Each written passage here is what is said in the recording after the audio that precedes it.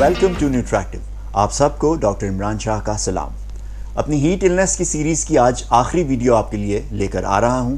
अब से जो पहले वीडियोस हमने आपसे शेयर की हैं उनमें हम बात करते रहे हैं हीट इलनेस होती क्या है, इसकी इकसाम क्या हैं, इसकी अलामात और वजूहात क्या हैं, और इसकी तशख़ीस कैसे की जाती है, और इसका इलाज कैसे किया जाता है, और इसके लिए क्या एहतियाती तदबीर हैं जिनके ज़रिए हम हीट इलनेस से यानी लू लगने से बच सकते हैं।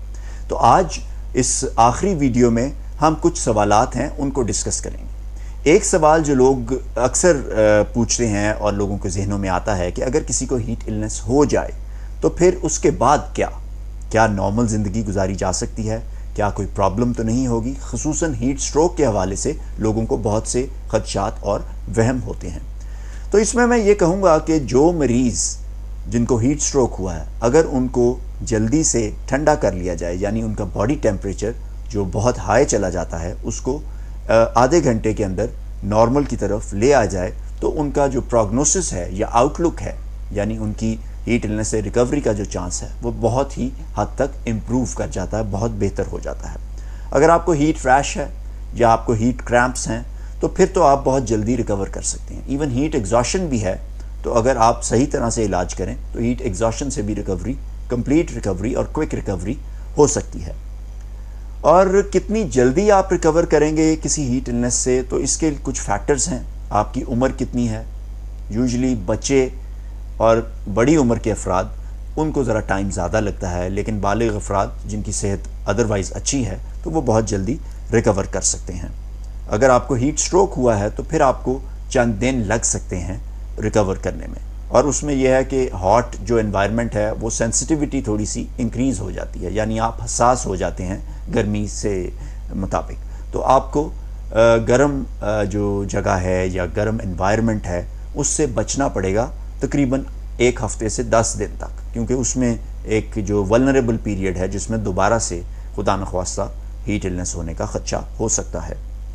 आपको अपने मॉलिज से ऑब्वियसली पूछना पड़ेगा कि अगर आप कोई ऐसा काम करते हैं तो उसमें आपको काम कब शुरू करना पड़ेगा, वो दोबारा से अपनी नॉर्मल रूटीन आप किस वक्त शुरू कर सकते हैं। तो आपका मॉलिज आपकी हिस्ट्री जानते हुए आपको बेहतर मशवरा दे सकेगा। एक और सवाल जो लोगों के जहन में आता है वो ये है कि क्या इसकी कोई लॉन्ग टर्म कॉम्प्लिकेशंस भी हैं, लू लग जाए या गर्मी लग जाए तो कोई इससे नुकसान, परमानेंट किस्म का नुकसान तो नहीं हो जाता। तो अब मैं आपको ये कहूँगा कि अगर आप हीट इलनेस से ट्रीट कर लिए गए हैं और आप रिकवर कर गए हैं तो सिवाय इसके कि आपको 1 हफ़्ते तक वो सेंसिटिविटी होगी, यानी 1 हफ़्ते का पीरियड आपके लिए थोड़ा सा ट्रिकी होगा, उसमें आपको एहतियात करनी है, आप मुकम्मल तौर पर रिकवर कर सकते हैं और कोई ऐसी ख़ास प्रॉब्लम्स आपको नहीं होंगी। लेकिन अगर आपको हीट स्ट्रोक होता है और वो जो मैंने आपको आधे घंटे की विंडो बताई है उस विंडो से कुछ तजावुज़ हो जाता है, इलाज करने का जो टाइम है वो बढ़ जाता है, तो इस सूरत में कुछ प्रॉब्लम्स, कुछ बीमारियां आपको हो सकती हैं। उसमें एक बीमारी है जिसे मेडिकल टर्म्स में हम रैप्डोमायोलिसिस कहते हैं, यानी जो आपके पट्टे हैं उनका ब्रेक डाउन, उनका नुकसान, तोड़ फोड़ का अमल शुरू हो जाता है। तो ये बीमारी होने का खदशा है अगर हीट स्ट्रोक टाइमली बर वक्त उसका इलाज ना किया जाए। इसके अलावा सांस लेने में दुश्वारी का एक जो आर्जा है वो भी हो सकता है, जिसे हम मेडिकल टर्म्स में एक्यूट रेस्पिरेटरी डिस्ट्रेस सिंड्रोम कहते हैं। इसके अलावा कंपार्टमेंट सिंड्रोम, अगेन वो भी एक बीमारी है जो हो सकती है। जिगर का जो फंक्शन है वो कॉम्प्रोमाइज़ हो सकता है, क्योंकि ओवर हीट होने से हमारे जिस्म के जो आज़ा हैं, ऑर्गन्स हैं, उनका जो फंक्शन है वो कॉम्प्रोमाइज़ हो सकता है। और लिवर यानी जिगर काफ़ी सेंसिटिव है, तो हेपेटिक डिसफंक्शन यानी जिगर का आर्जा भी इस सूरत में अगर हीट स्ट्रोक का इलाज टाइमली ना किया जाए तो हो सकता है। इसके अलावा एक और चीज़ जो हो सकती है वो ये है कि गुर्दे काम करना छोड़ दें, इसे हम एक्यूट रीनल फेलियर कहते हैं। और गुर्दों का काम करना अगर बंद हो जाए तो ऑब्वियसली बहुत सारी कॉम्प्लिकेशंस हो सकती हैं। इलेक्ट्रोलाइट एबनॉर्मेलिटीज़ यानी नमकियात, उनकी कमी बेशी भी इसमें हो सकती है। इसके अलावा खून में जमने की जो खून के जो जमने की एबिलिटी है वो भी शायद इंक्रीज़ हो सकती है, उसे डिसेमिनेटेड इंट्रावैस्कुलर कोएगुलोपैथी कहते हैं। तो आपका जो मॉलिज है वो इन चीज़ों पर नज़र रखेगा। और हीट स्ट्रोक का इलाज टाइमली होना और उसके बाद फॉलो अप के लिए आप अपने मॉलिज से ज़रूर रब्ता रखें। अगर आपको हीट इलनेस हो गई है तो क्या आप नॉर्मल लाइफ गुजार सकेंगे? تو خوش قسمتی سے ہیٹ ایلنسز جو ہیں یہ ایک ٹیمپرری کنڈیشن ہوتی ہیں اور ان سے ریکوری، کمپلیٹ ریکوری پاسبل ہے. یہ آپ کی جو زندگی گزارنے کی جو ایبلٹی ہے اس کو کمپرومائز نہیں کرتی، اس کو خراب نہیں کرتی. یعنی آپ کی جو کوالٹی آف لائف ہے وہ زیادہ دیر کے لیے ڈسٹرب نہیں ہوتی، آپ ریکور کر جاتے ہیں اور کمپلیکیشن سے بھی بچ جاتے ہیں.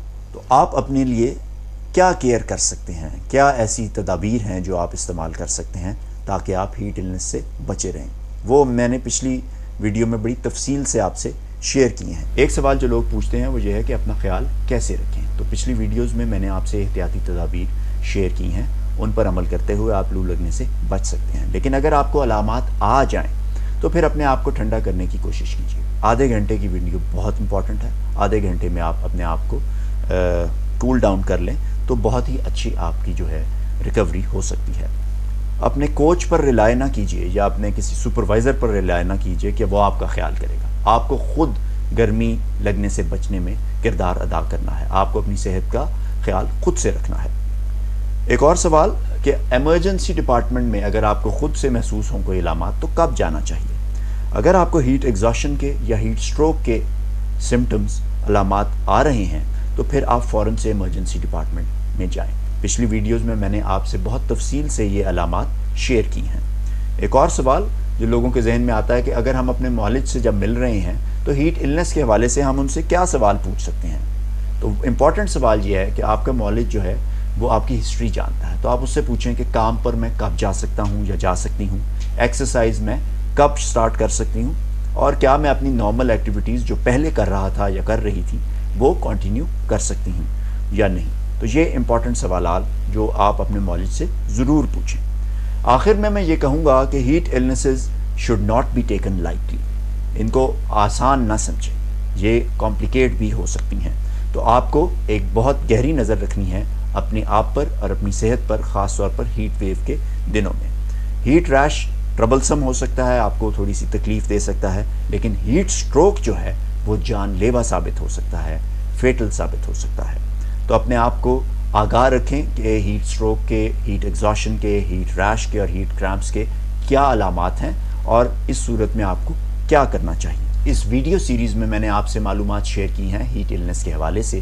تو پلیز ویڈیو کو اور ویڈیو سیریز کو پسند کیجیے اور شیئر کیجیے تاکہ آپ کے دوستوں اور آپ کے عزیزوں کا بھی بھلا ہو سکے. Keep liking, watching and subscribe to our channel nutractive by doctor Imran Shah. Be nutractive for a healthy and happy life.